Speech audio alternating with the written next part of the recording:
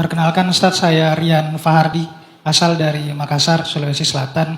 Dan tepat hari ini 7 tahun saya bertemu kembali dengan Ustadz Hanan Ataki di lapangan Makassar pada saat itu sholat tarawih dalam keadaan hujan. Dan senang sekali hari ini bisa bertemu dan duduk paling depan dan ada kesempatan untuk bertanya. Ini kehormatan bagi saya. Rian ya? Ya, saya ingin bertanya tentang bagaimana kita di era percepatan informasi hari ini agar tidak terganggu, agar kita bisa mendisconnect ke sesuatu yang mendistraksi kita. Bagaimana kita mereconnect kembali, Ustaz? Karena pada tahun 1970 ada seorang tokoh psikologi humanistik namanya Rollo May. Dia memprediksi bahwa di abad 21 hari ini perjalanan generasi muda itu tantangannya berat sekali. Tantangan eksistensial, kegelisahan eksistensial. Seperti yang Ustaz tadi bilang, self-esteem, ada FOMO, ada bagaimana kita iri terhadap pencapaian orang lain di sosial media.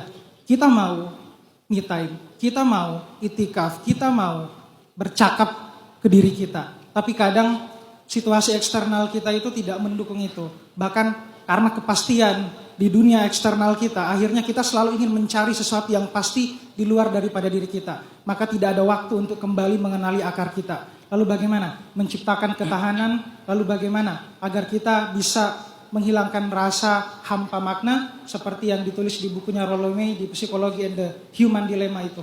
Jadi pertanyaan saya, bagaimana agar kita bisa kembali ke akar lagi, Ustaz? Terima kasih. Luar biasa ya pertanyaan Rian. Rian, salah satu media penyadaran yang Allah sediakan untuk manusia itu adalah alam. Jadi ketika kita kehilangan arah, kalau kita pengen kembali kepada fitrah itu, maka belajarlah dan kembalilah kepada alam. Alam itu guru fitrah kita. Kalau kita udah mulai missing link dalam mencari jati diri kita, gak tahu lagi asal usul kita, tujuan hidup kita bingung dengan kefitrahan diri kita, maka yang bisa ngajarin kita arti fitrah itu kembali adalah alam. Karena dia setia dengan fitrahnya dari dulu sampai sekarang, gak pernah berubah. Kenapa Allah sering banget pakai analogi pohon dalam Al-Quran? Kenapa Nabi sering banget mengucapkan analogi pohon dalam hadis? Karena emang pohon itu atau semesta itu guru terbaik kita yang ngajarin tentang jati diri kita. Bagaimana pohon itu tumbuh, bagaimana akar itu mulai muncul, bagaimana dia kemudian batang dan seterusnya. Itu tuh dijelasin secara teoritis, secara ilmiah. Lalu saya relatekan kepada ayat dan hadis. Oh gitu ya, kenapa di dalam surat Ibrahim Allah bilang pohon itu ada 3 unsur.